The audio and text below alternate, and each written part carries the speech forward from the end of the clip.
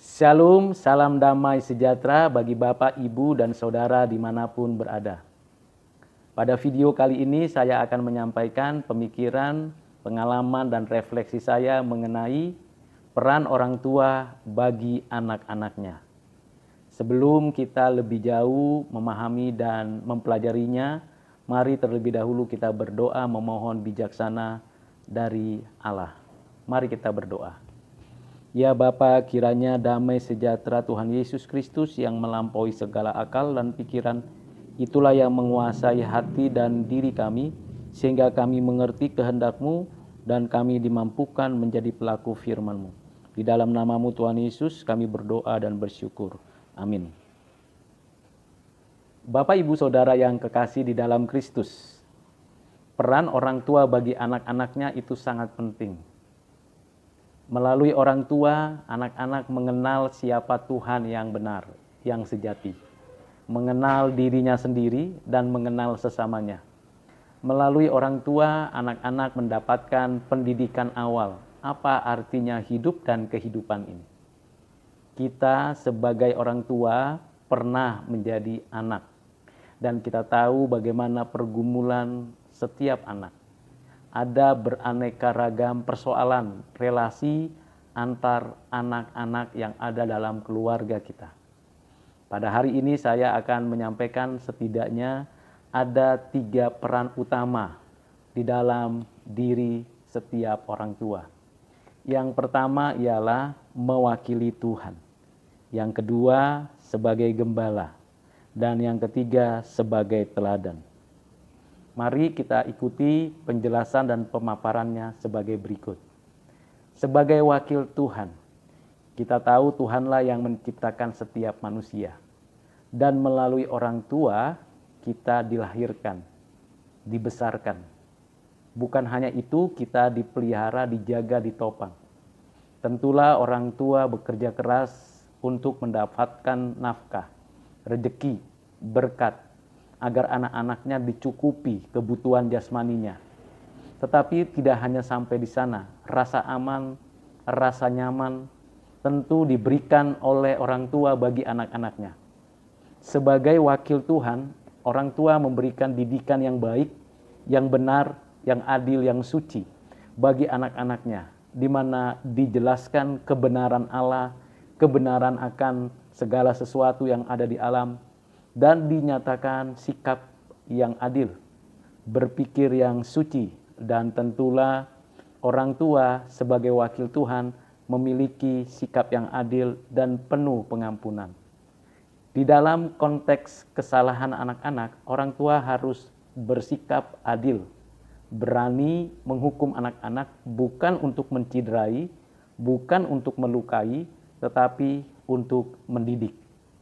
Harus ada pengampunan yang mengimbangi keberadaan anak-anak yang mungkin bersalah kepada orang tua atau kepada keluarga atau kepada sesama. Anak-anak harus dibimbing, diarahkan kepada yang benar, yang baik, yang adil, yang suci. Sebagai wakil Tuhan, orang tua harus menempatkan posisi yang tepat, memiliki otoritas, memiliki kuasa, dan memiliki kekuatan.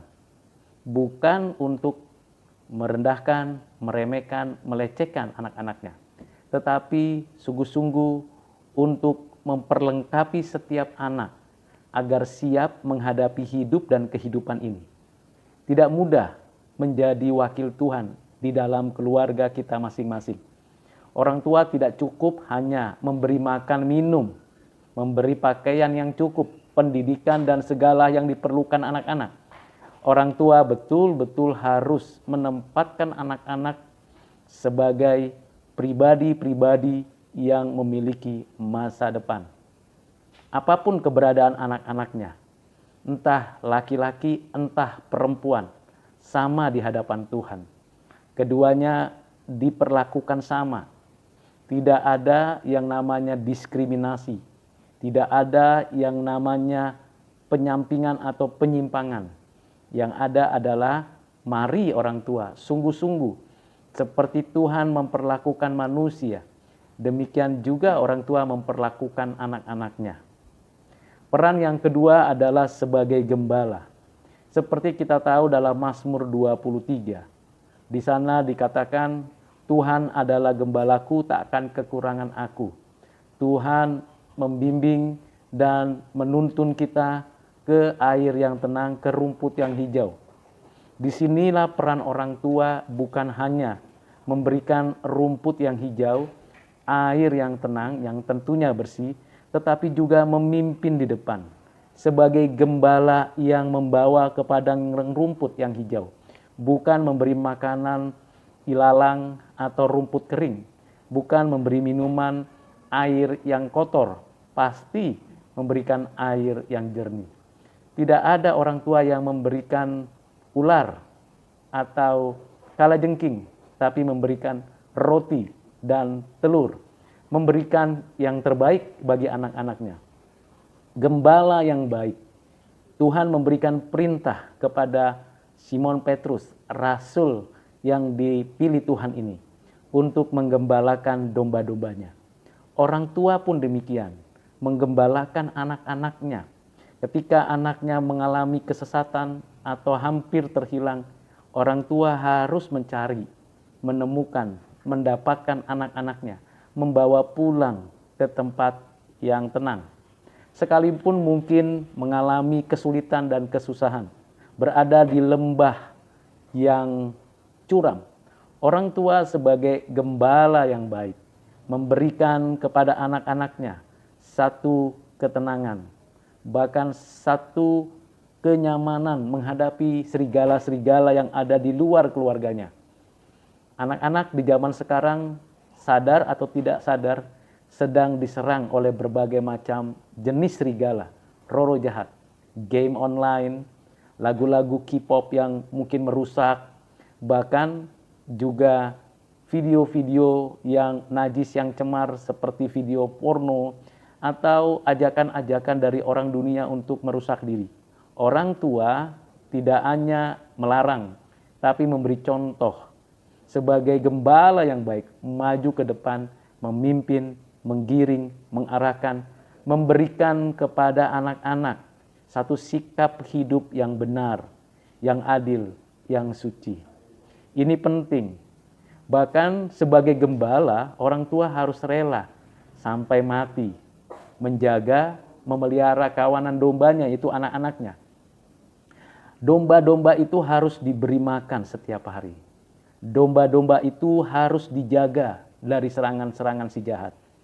Berilah makanan rohani, berilah kebenaran-kebenaran Tuhan, berilah didikan yang baik, yang berkualitas.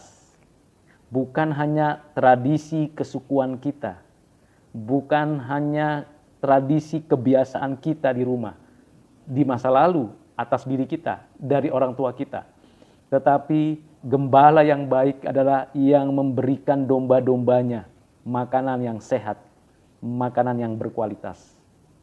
Peran yang ketiga ialah menjadi teladan. Bagi orang tua di zaman kini, anak-anak itu harus menjadi teladan. Guru baginya yang dicontoh dan ditiru. Teladan di dalam perkataan dan tindakan. Orang tua tidak boleh sembarangan berkata-kata. Bahkan dalam kondisi marah, emosi, atau dalam kondisi apapun. Keluarkanlah kata-kata yang baik, yang suci, yang benar. Jangan sampai keluarkan kata-kata yang cemar, yang najis, yang mengkutuk anak-anak. Tidak boleh, karena orang tua adalah teladan, guru yang ditiru, yang dicontoh oleh anak-anak. Apa yang orang tua tabur, itu yang anak-anak tuai. Hati-hati, sebagai teladan, maka orang tua harus benar-benar tepat dalam mengambil keputusan. Problem, masalah yang sekecil apapun jangan diabaikan. Apalagi problem atau masalah yang sudah besar. Mengambil keputusan suatu tindakan yang real di dalam kehidupan orang tua setiap hari.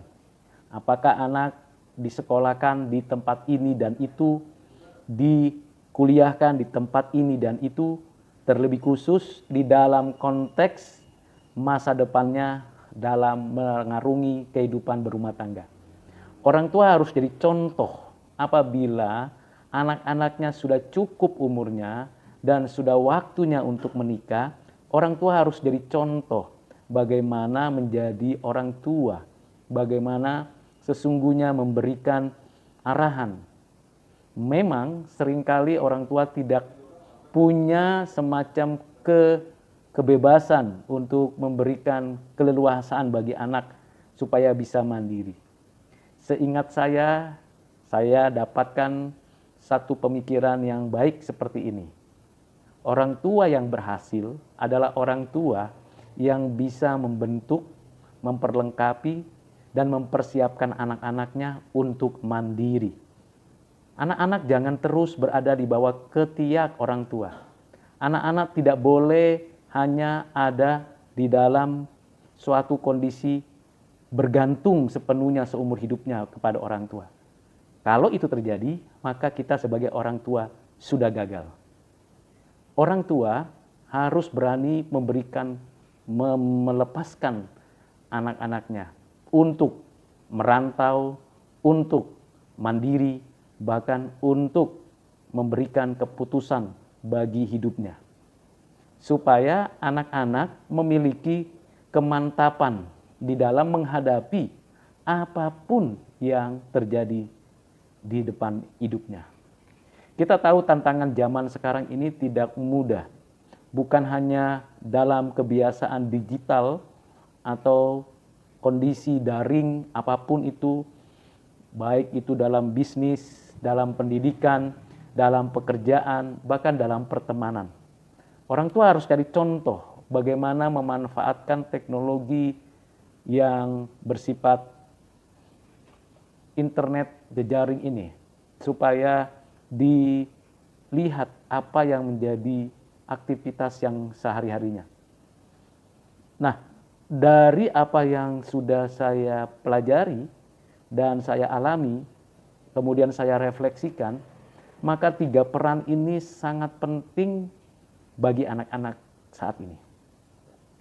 Wakil Tuhan, gembala yang baik, teladan yang dapat ditiru. Nah, bagaimana kita menghadapinya? Mengatasi kesulitan problem-problem yang ada pada diri anak-anak zaman sekarang.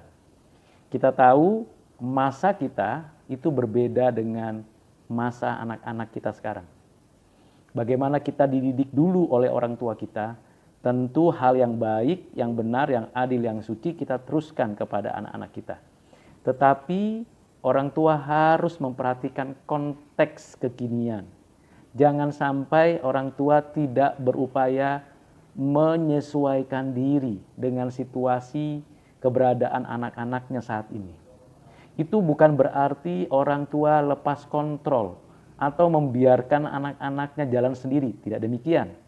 Tetapi mengawas-awasi sampai anak itu betul-betul bersikap yang baik, yang benar.